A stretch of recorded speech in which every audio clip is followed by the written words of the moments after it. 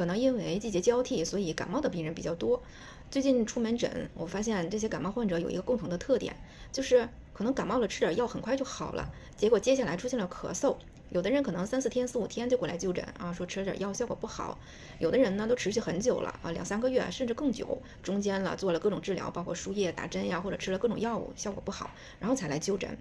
我通过大家描述总结了一下咳嗽的特点，第一个就是嗓子痒痒咳嗽，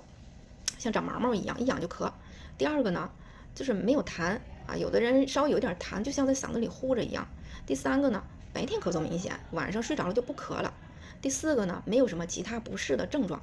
而且通过患者自己的验证，吃了一些药，包括好多抗生素，效果确实是不好。这种咳嗽是什么呢？这叫感染后咳嗽。感染后咳嗽呢，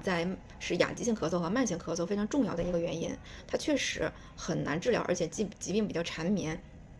通过我们临床观察的话，这种咳嗽吃中药效果还是可以的。